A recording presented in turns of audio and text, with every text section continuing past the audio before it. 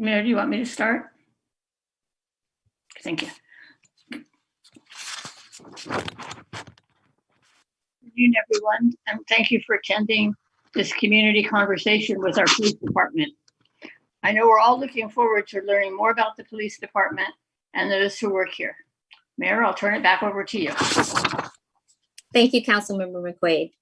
And welcome again, everyone, for joining us here in our round of community conversations. I am so honored to have the Albany Chief of Police, as well as other fellow officers on this platform with me this afternoon. But before we get started, I would like each one just 1 minute briefly introduce yourself. But you, Chief, specifically, can you pronounce your name so people will understand exactly how to state your name? Thank you. Absolutely. People tend to like to make my name longer than it is. Right. I've heard very different variations on it, but it is, my last name's Geissberger. Geissberger. All right, go ahead. Great. You have the floor. Great, thanks. So I've been with the police department since 1994, started out here as a volunteer reserve police officer, and then eventually got hired and worked my way through the ranks here at the police department and was appointed chief back in July of 2018. I've been very honored to work for this police department, appreciate the support I've seen from the community over the years, and I'm very proud of the staff we have in place and feel very, very fortunate to have the job I have. So thank you very much. And thank you, Mayor, for having us here. I appreciate you taking the time to meet with us and talk.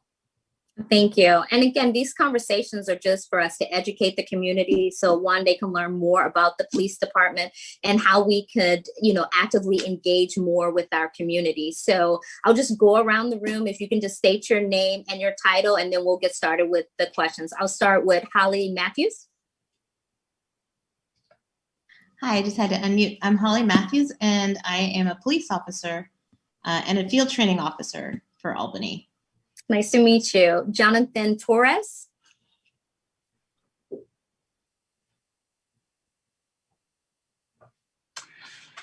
Yes, my name is Jonathan Torres. I'm a police officer and also a field training officer. Nice to meet you as well. I have Justin Kirkland. Hi, yes, I'm Sergeant Justin Kurland. I have been with the police department for about almost 9 years, and I'm a patrol sergeant, motor officer, field training supervisor, you name it, I'm going to do it with you guys. Nice to meet you, Justin. And then the other name it says Saturn. Is that correct? Can you pronounce it? Because I don't want to butcher it. No, you said it pretty well. It's actually Saturn. Saturn. Okay, very well. My name is Christina Saturn, and I'm a public safety dispatcher. All right. Well, it's nice to have all of you with us, but we'll go ahead and start with the round of questions. And to the public, I'll let you know you do have a Q&A session in Zoom. Please place your question there, and there will be opportunity for all of us to answer the questions as best as possible. If at some point we get to the end of the program and we don't get to your questions, we'll make sure that we will identify them and address them at a later time. All right. Well, with that said, let's start with you, Chief. So during your tenure with the Albany Police Department, what crimes have you seen progress over the years?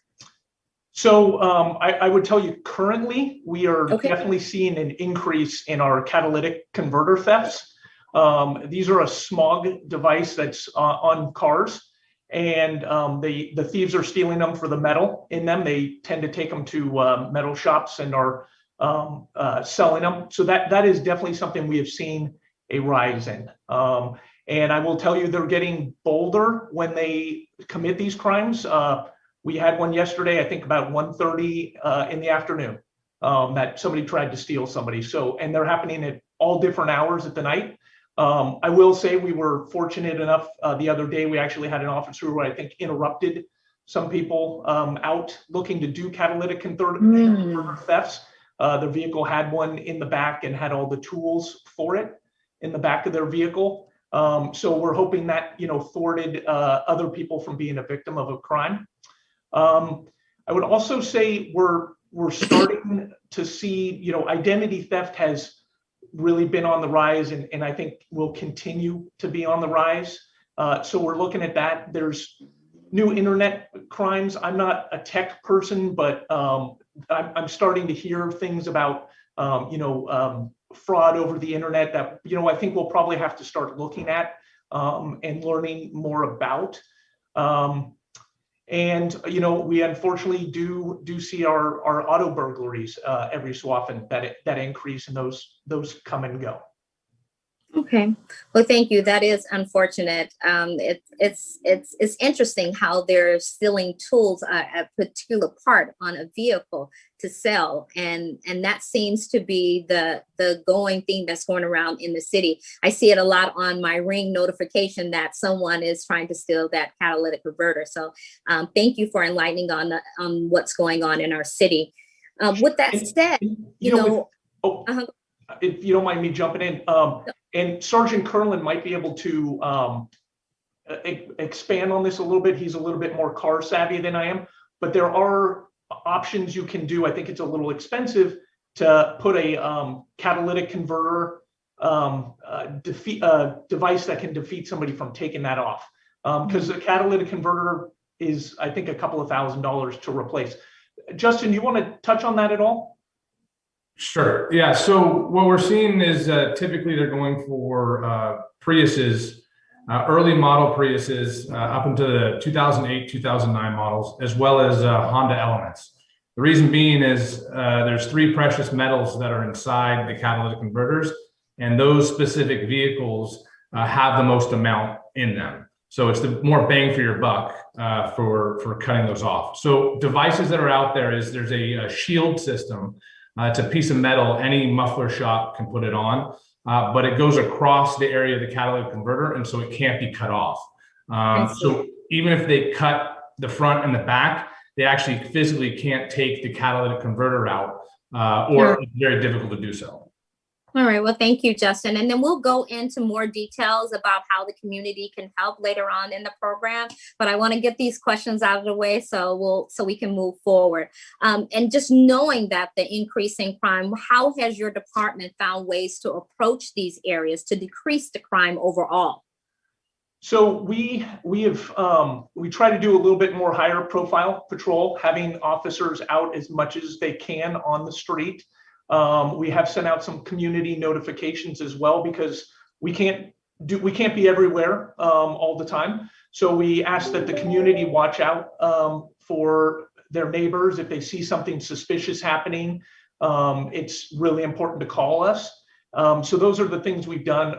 We're a 1.8 square mile town, so we can't just concentrate on one area because it kind of happens in certain areas. So our best defense is we try to have our people out on the street as much as possible, patrolling.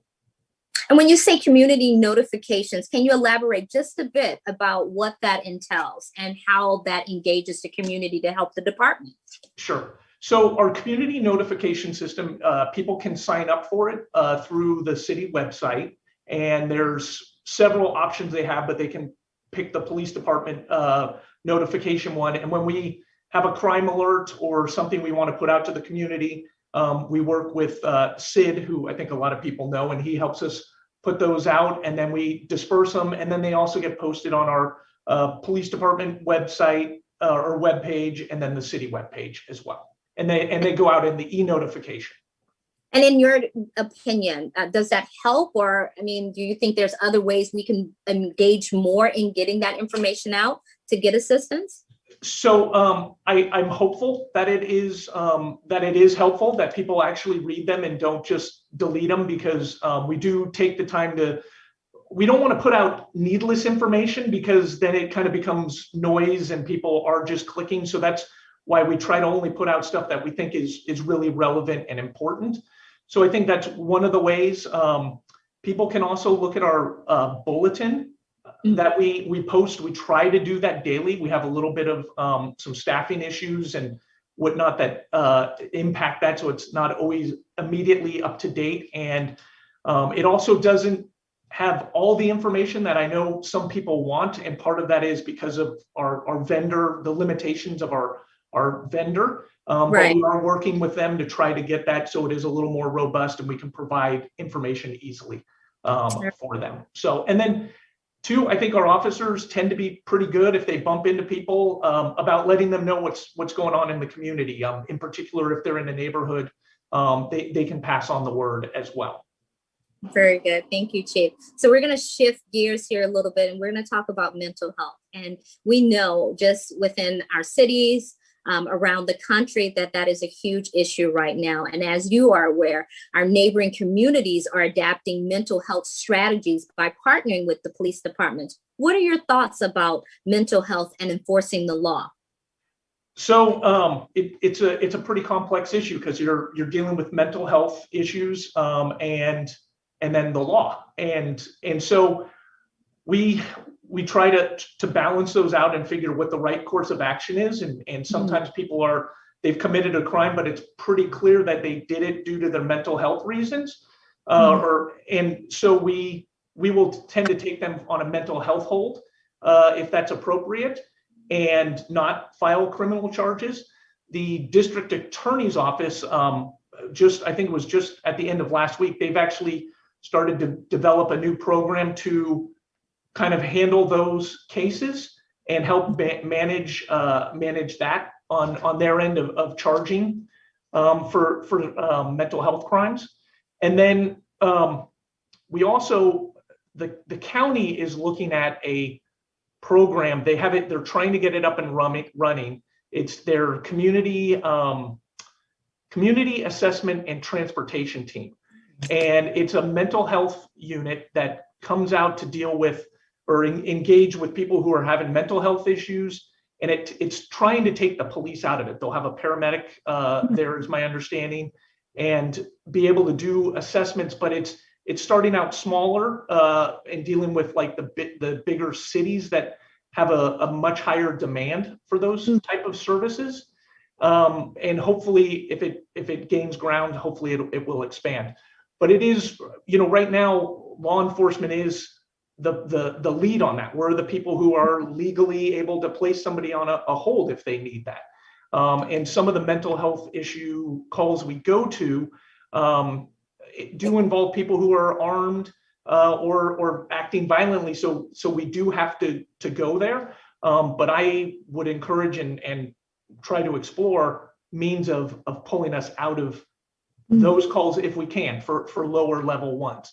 A little bit of the things we've done is years ago, we used to have the county had a contract service with an ambulance company. So if somebody was placed on a hold, we would do the hold, but then they would be transported in an ambulance.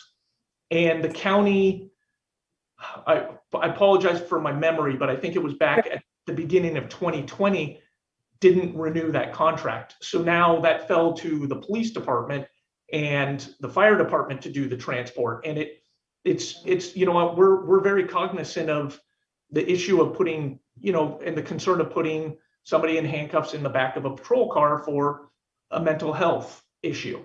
And so we try to work with the fire department. We are on our own trying to find maybe an ambulance service contract to do, but it's extremely expensive as well. So we're trying to balance that. But I know in looking at what is out there, Oregon has a CAHOOTS program, which I'm sure a lot of people have heard about lately. And it would be ideal to try to move towards that model. I understand.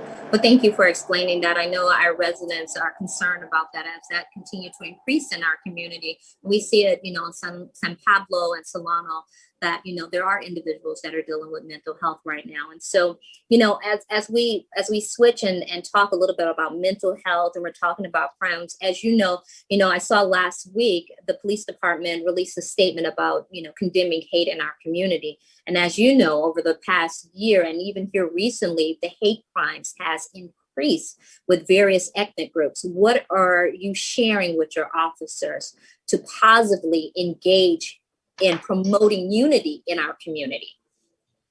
So for us, I think we try to do it on a regular basis. We talk about these incidents that happen. Our supervisors during briefing can have conversations about those.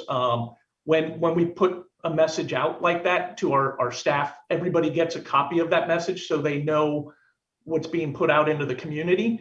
And then we've also, in light of the recent attacks on the Asian American community, there are certain areas where we have a higher Asian American community that are out walking and about. And so we've tried to increase our patrols, encourage our officers to talk with people about their safety. We also, in our message, put out tips for people to be aware of to help minimize their ability or their ability to be a victim. Okay, very good, very good. All right, and before we get over to the Q&A from our community, we just want to talk a little bit about community engagement and, enlighten me on your thoughts on various aspects of how the police department can engage the community more. Are there tips or, outside the notification, are there certain apps that we can download to report crime? And a few more questions with that is, are you engaging with the seniors? How can we better engage? So just a little bit, and feel free to have someone jump in and just kind of just discuss some of the community outreaches that we're trying to promote unity in our community and engage more. Sure. So I will tell you, as everybody has found, COVID has really limited our ability to have really good interactions with people. We have been successful in having a couple of neighborhood watch type meetings on Zoom, but I think you lose a lot of those one-on-one conversations, and it's a little clunky doing that. But as far as the senior engagement before COVID, we actually had one of our detectives who had gone to like Belmont Village and provided a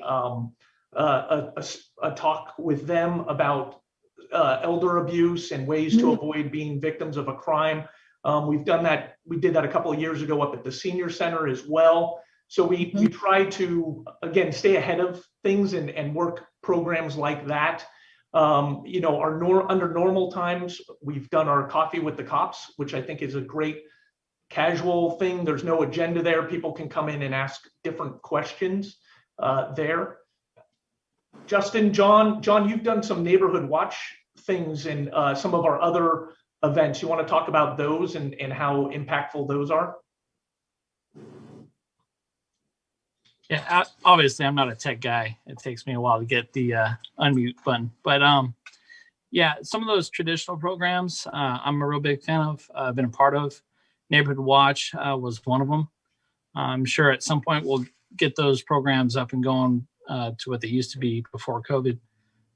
But those and Coffee with the Cops, those allow those conversations to happen. And you get that one-on-one time with the residents, which is, to me, it's a strong point for me. I like those types of interactions to discuss the things going on. All right, very well. All right, so it's 4:50, and I want to give our community a chance to get some questions answered. So I'm going to shift gears, and we'll go into our questions. And we'll start with one question is, why hasn't Albany adapted pulse point service? And feel free to jump in on that. So I don't know a lot about Pulse Point. Okay. So I really can't comment on it. I haven't really done a lot of research on it. I understand it's an emergency type app that people download. What I can tell you is we are working towards text to 911, where people will be able to text emergencies in. And I suspect we'll have that rolled out well before the end of the year. Okay, we'll go to the next question. One question says, what are the Albany ordinance regarding people experiencing homelessness? Are there sit and lie laws? Is it illegal to sleep in one's car? Is it illegal to ask for money? Other ordinances. So it is not illegal. We do have a city ordinance on the book that says you can't sleep in your car, but that's not lawful to enforce. So we don't enforce that. But so it is not illegal to be sleeping in your car. not illegal to be asking people for money unless you're really aggressive about it and blocking their pathway or something like that. And then what was the other question? The other part was, looks like you answered, it's not illegal to sleep in the car. Is it illegal to ask for money, and are there other ordinances regarding homeless? So no, you can ask for money as long as you're not being aggressive about it. We do tend to get phone calls for people who are just asking for money. And then our other homeless ordinances really deal with like camping out at the Bulb and on Albany Hill, because there's a high fire hazard up on the hill for the fire danger. Okay. Let's go to the next one. It says, regarding the community notifications for Albany Police, will you have a sign up for specific days and times to be on the alert? No, those just kind of go out generally. I think so. But yeah, as we need them, yes. All right. In current discussions all over the country, there has been the suggestion of having some social service professionals respond to certain calls instead of the police. Is this an idea that the department is considering? And then secondly, how does this department feel about the current practices of what is called racial profiling? Is there something you are engaged in monitoring or combating? So in answer to the first question, I think we talked about that earlier, and yes, we're happy to explore that.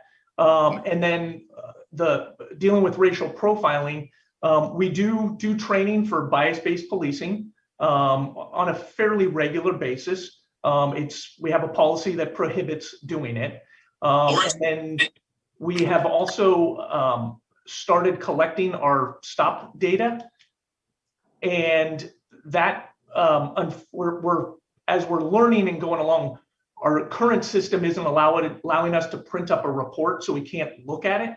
But we're working with our vendor to get to that point, so that'll help us to be able to analyze our data. All right. Next question, scroll down. It says, seems like Albany is a fairly safe community with the majority of crime being petty theft and assaults near major roads and along the BART Greenway. Albany spends 30% of its budget on police. How are these funds used, and is this more or less than is needed? I recently heard that the APD has underspent its 2019-2020 budget by $2 million. Is the police overfunded? So our budget savings came a lot from the shortages in our staffing levels. We were down for quite a while, about 6 officers. So that accounted for some of that. I will be honest, I'm not 100% sure it's 2 million that we're under, but I know we did have salary savings because we did not have staff here. And then as far as the funds currently, in years past, I think we have operated with the funds we've been allotted and been able to maintain obviously our budget without going over it. And I think if we maintain where we're at, I think we will be fine. All right, thank you. And so with that, we're going to bring it back on the panel. And Chief, again, I want to thank you and the officers for joining us. But right now, we want to know more about you. We want to know, what brought you into this line of work? Were you watching Perry Mason? Were you, guns and robbers kind of guy? But what really inspired you to get in this line of work? And what makes you so passionate about, serving our community and making sure our residents are safe? Sure. So I got into this job. I had an interest as a young kid, as I imagine several of the people on our panel and in our department did. I had a very big interest in law enforcement. It seemed very exciting. I will tell you, one of my drivers was I didn't want a job where I sat behind a desk all the time. And now I'm looking at it going, well, this is not what I was looking for, right? But I actually had a local police officer who inspired me. He would come on our block played basketball with us, and was just really a nice gentleman and police officer. And he kind of inspired me and said, yeah, talked about his job and how exciting it was and rewarding. And so he kind of kept me on that path of going into law enforcement. I went to college, was in another job through college and after college, and one of the people I worked with was a deputy sheriff for a sheriff's department. And he knew I had an interest in law enforcement and suggested I get into being a reserve police officer. It's a volunteer position. You kind of make your own hours, you get to learn and kind of get your feet wet. And I did that. I was fortunate enough to get picked up here in '94 as a reserve and just fell in love with it. It was an exciting job. It was very rewarding when you help people. And when you get to solve a crime and watch somebody being comforted when they've been in a bad position.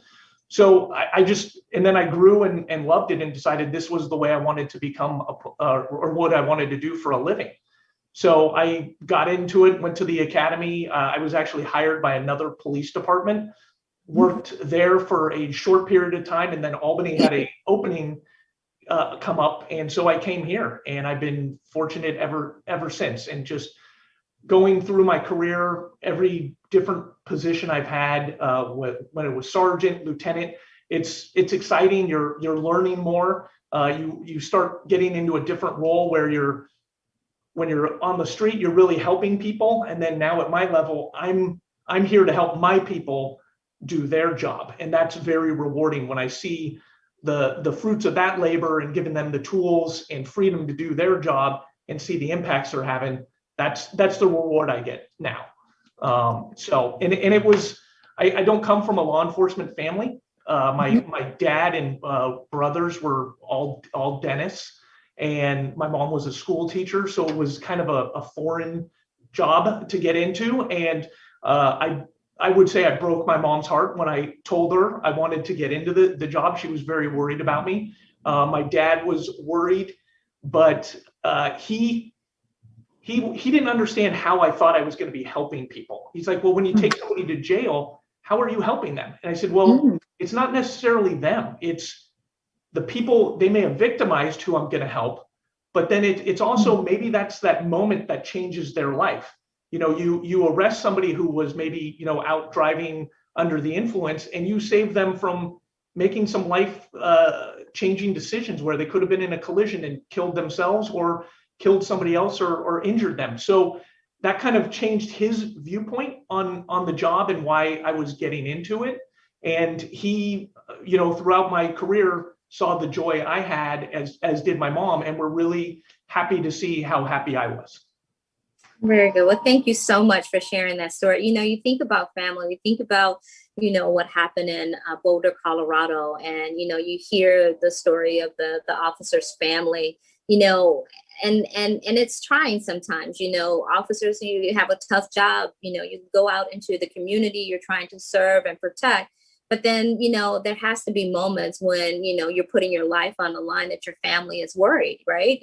And so how do you deal with that? How do you comfort them, during their time of worry that, yes, this is your job and you're helping other people, but I will be home to be with you and spend family time. I mean, it has to be hard.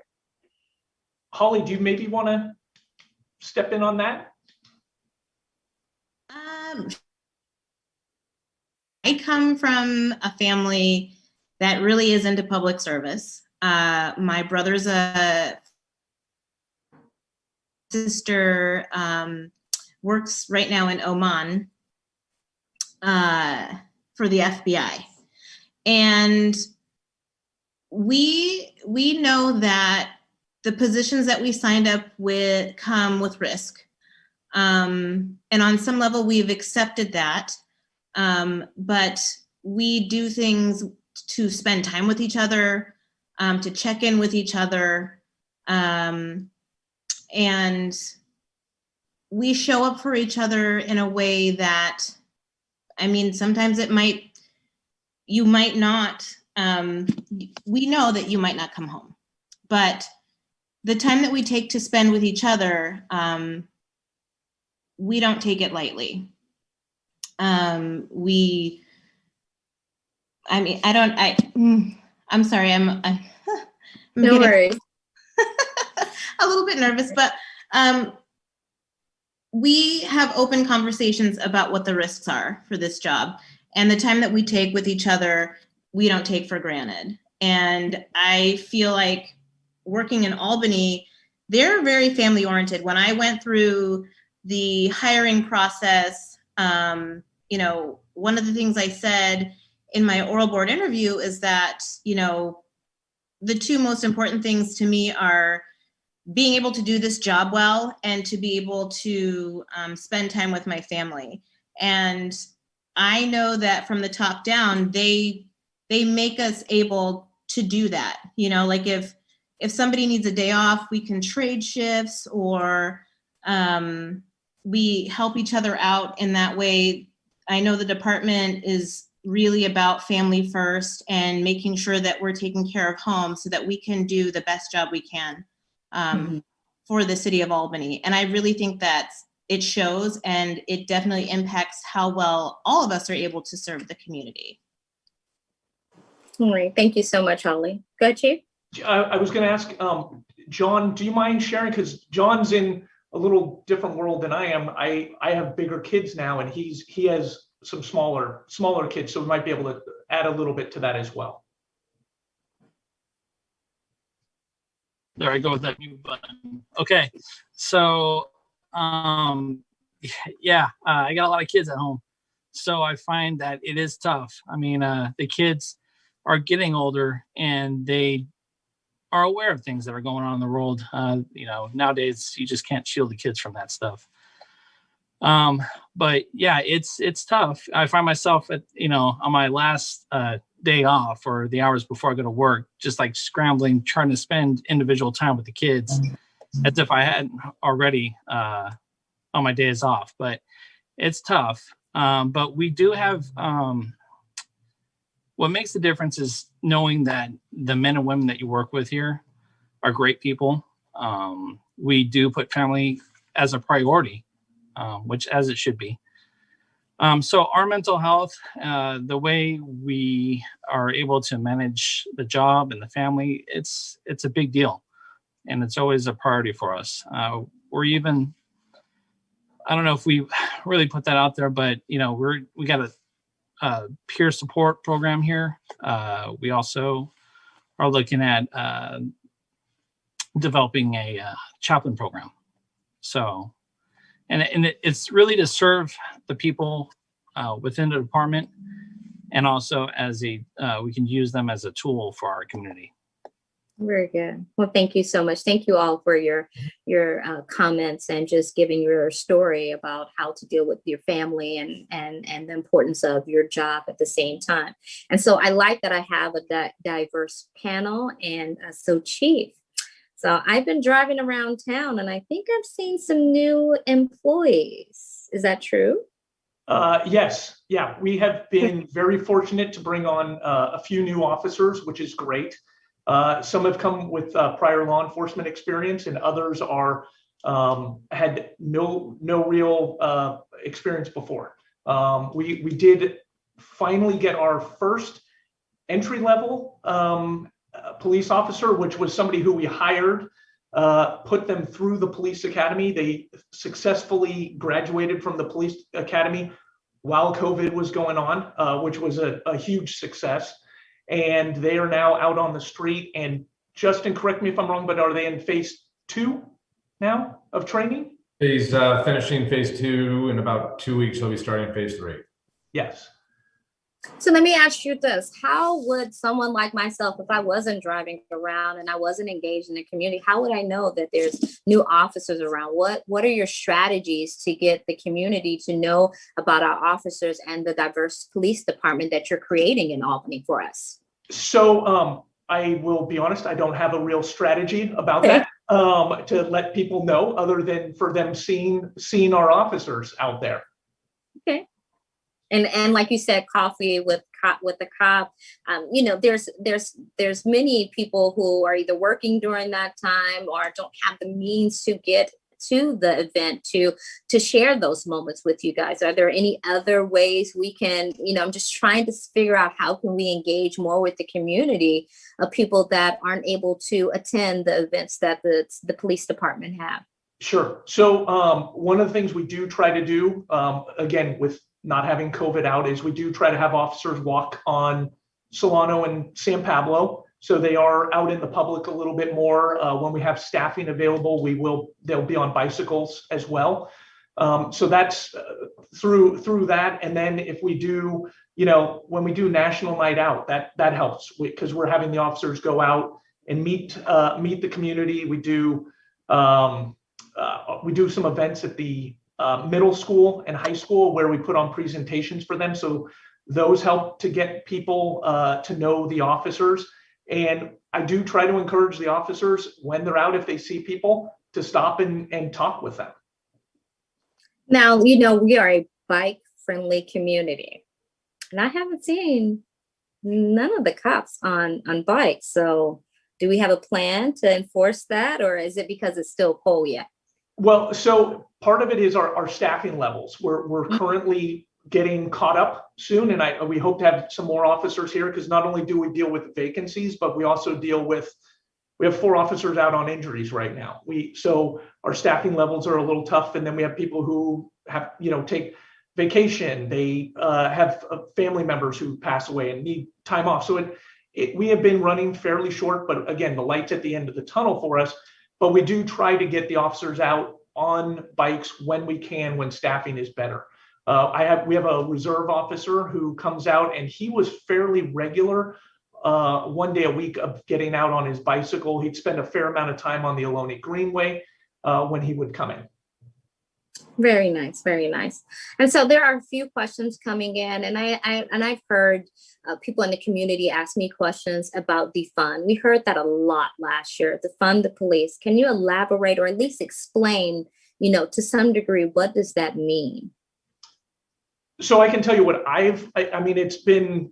it depends on who you're talking to, how they view defund. I can tell you my view, but I think there's 2 different views out there, which is defund the police, which they really mean take away their budget, limit how many officers and dispatch staff and support staff are there.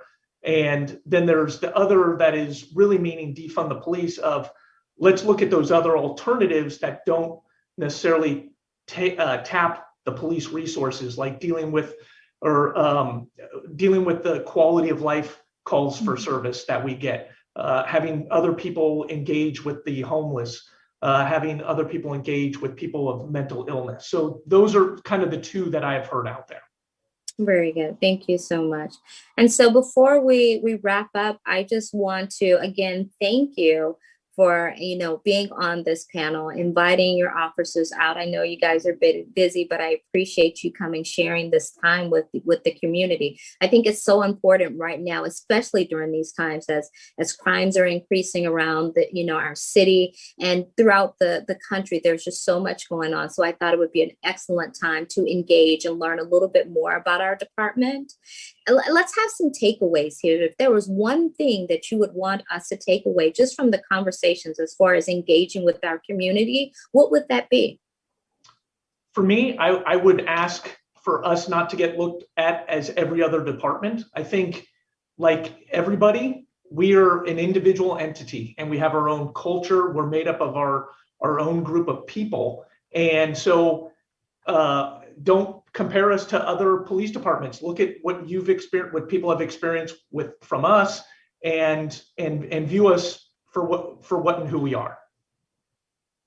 Okay. Anyone else want to chime in about your experience working with Albany Police Department? Go ahead, Holly. And then Christine, go ahead. Okay. So I would like to echo what the chief said about, we're not like any other entity out there in terms of police department. One of the reasons I specifically chose to come to Albany Police Department is because through the process of hiring and going through all the testing and backgrounds and stuff, I really did find that the staffing there are some of the most genuine and supportive people. I've worked for 3 other police departments in my tenure, and I can easily say that it's probably the best decision I've made career-wise coming to Albany, because the officers follow through. They do what they say. They're genuinely committed to helping people.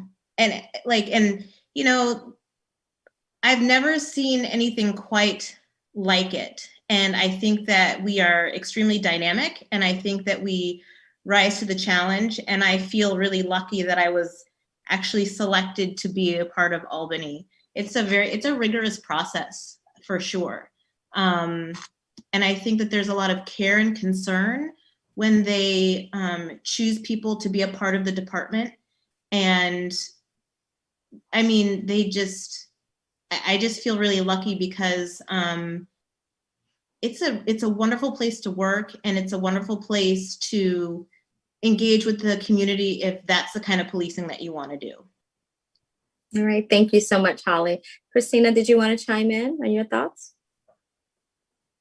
Yeah, so basically just the same thing that the chief, Holly, Jonathan, everybody has been saying is that this department is really like a family. I know that in the last 4 years that I've been here, 2 of those being a volunteer cadet, I learned a lot being here, just being around everyone. Even though I was coming in only 20 hours a week, I got to see like the engagement. I was allowed to participate in those things that we were doing, like Shop with a Cop and National Night Out and, Coffee with a Cop. And I loved going to those events. I loved them. I missed them. And unfortunately, because of COVID and also because I'm now a full-time dispatcher, I don't get to do those things anymore. If I'm sure that I've extended out the invitation to dispatchers because they want some, diversity in there, not just officers. They want dispatchers to be engaged, which I'm always willing to do those things.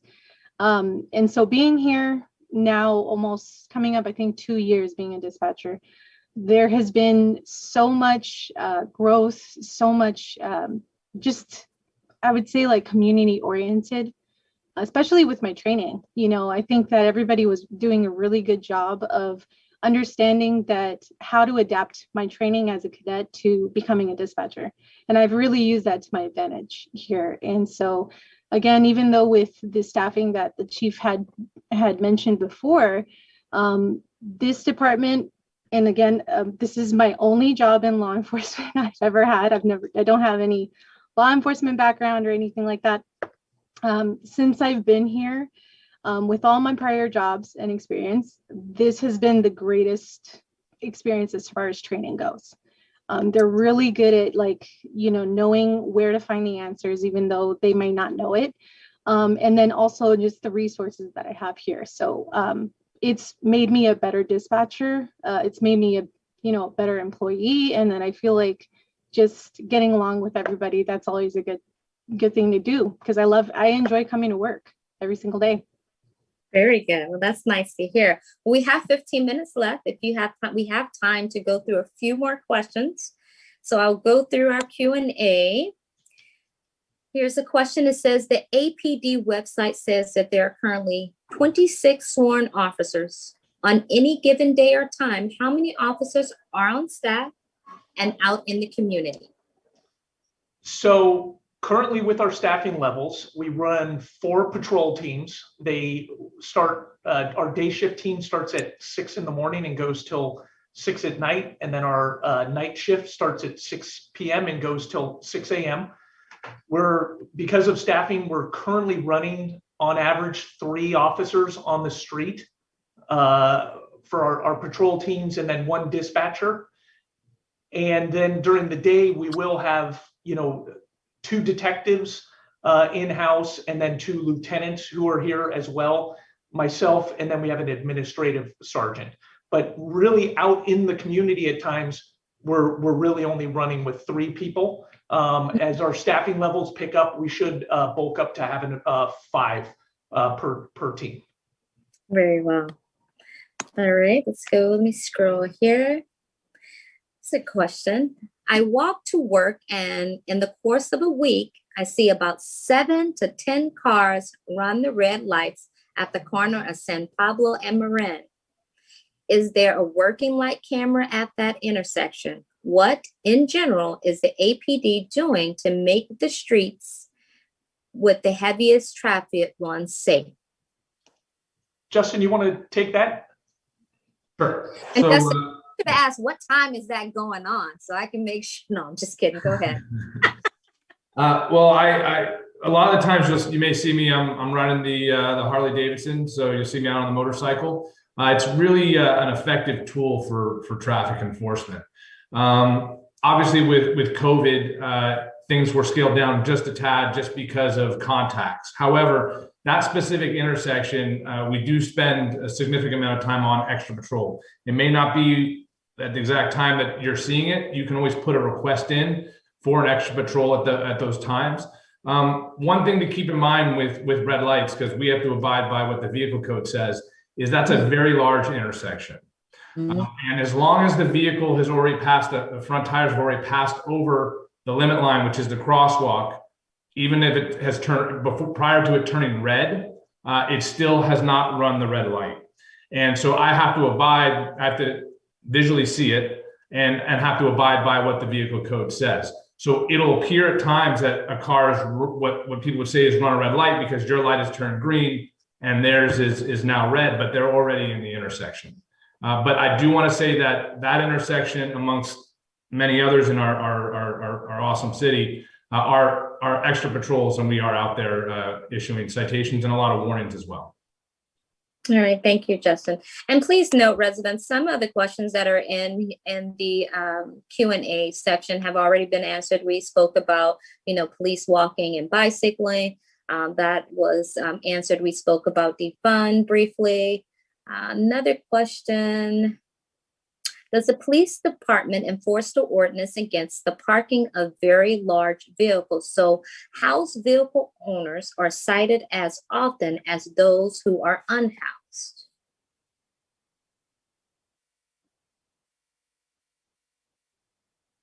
You're on mute. Oh, Mayor, could you read that one again? Hold on, let me find it. And hopefully they didn't take it away. Let's see. Okay, here's the question. Does the police department enforce the ordinance against the parking of very large vehicles equitably? So house vehicles owners are cited as often as those who are unhoused. Okay. Okay. So that's dealing with our oversized vehicle ordinance, which I think we do deal with it equitably. It's often complaint driven, where we go out and deal with it when a resident has called about a vehicle. All right. Let's see. One question was, do specific officers patrol specific neighborhoods? Are they assigned to specific neighborhoods to patrol? Justin, you want to cover that as a patrol sergeant, how that works? Sure. So we have 2 beats in Albany. We have beat 1 and 2. That's divided by Solano Avenue. But there's no specific, when you say specific officers, it's essentially either up to the patrol sergeant or I leave it up to my officers to choose which beat by seniority. So if they decide, hey, I want beat 1 today, they get beat 1. But normally what we like to see is them switching back and forth because of course we want them to have exposure to both sides of the city. With that, at the same time, our officers, because we're operating at what we refer to as shift minimums, are working in both areas. We cover each other. So it being a smaller city, we're everywhere. So there's no such thing as someone who's going to be assigned to a specific area because of who they are or anything to that effect. All right, thank you, Justin. And also, we want to talk a little bit about the youth programs. Chief, do you want to just speak briefly about anything that's in store for our youth and collectively the adults as well to learn more? Any volunteer opportunities on how we can get involved in the police department to help.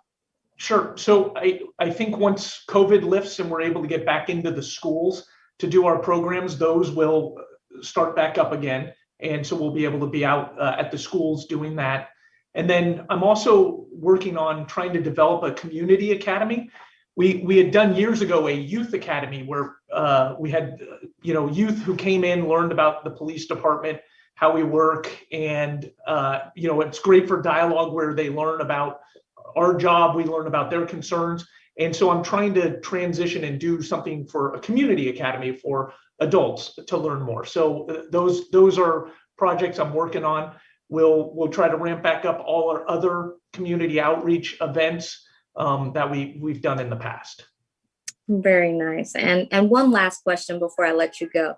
We've been hearing a lot about drones. What are your thoughts about the utilization of drones? So the utilization of drones for law enforcement, I think. Yeah. Yeah, I think they're a fantastic tool. They can be used, not only for, criminal aspects of things. If you are looking for a suspect, let's say somebody, commits a robbery, they run and they jump into a neighborhood, and then we have to set up what's called the block coverage. So we have officers who are set up on the block. Well, with a drone, you could safely have something flying above, seeing if they could see the suspect, which makes it safer for our officers so they're not going into backyards facing an unknown risk. It may be able to give them sight of if the person is armed or if they're hiding, allow us to contain them a little safer. And it keeps the community safe too, because we know where that person's going, so we can kind of move our block coverage as well. They also could be really good tools for if you have somebody who's, let's say somebody went up on Albany Hill or was missing up there, you might be able to get a little bit of coverage. Even though there's a lot of trees, you may be able to, help look for a missing person up there, or even out on the bulb would be another use of those tools. So I think there's a real value to them. I understand people, would obviously have some privacy concerns if drones were implemented, but I think with the right policies and understanding of the community and that trust that, hey, I know our police department, they're going to do the right thing with the tool. I think they're a great tool to use. Very good. Very good. Well, we have 5 minutes till, and I don't want to belabor the time. Just want to, again, thank you so much for your staff. Thank you for what you do for our community. I want to thank also Councilwoman McQuaid for coming in and welcoming our residents on this platform to learn a little bit about our chief, about what's going on in our community. We discuss a various amount of things that are going on, and we just hope that you will continue to do your part as we do our part to continue to engage and partner with our police department so we can have a safer community. And with that said, I hope you all have a great night and a wonderful weekend. Thank you.